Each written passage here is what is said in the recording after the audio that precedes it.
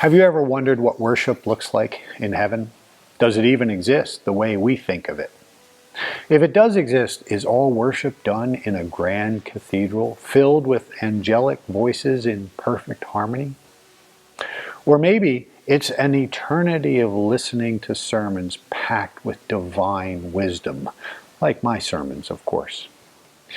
The truth, however, is that worship in heaven, like so many other things about heaven, is both familiar and profoundly different from what we know on earth.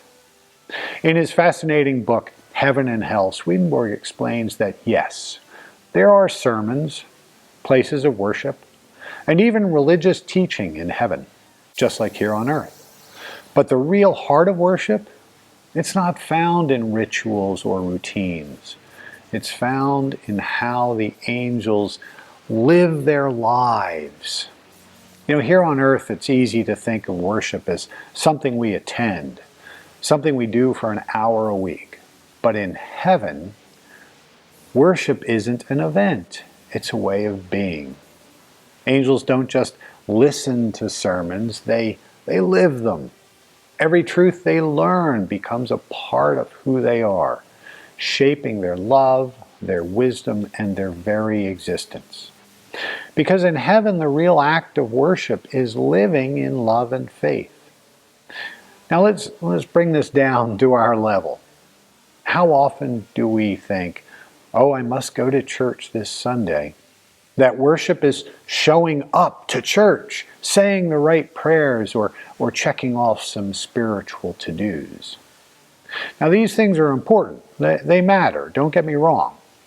But they are empty without a life that reflects them. Imagine if our daily actions became our true worship. If duty, justice, kindness, patience, and forgiveness were the offerings that we placed before the Lord every single day. Imagine if we didn't just hear truth, but lived it, allowing it to transform us from the inside out. That's the lesson from heaven's worship. Faith isn't just something that we profess, it's something we practice. Worship isn't just about where we go on Sunday, it's about who we are every day.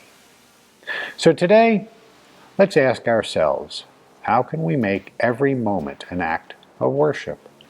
How can we bring heaven a little closer, not just on Sundays, but in everything we do?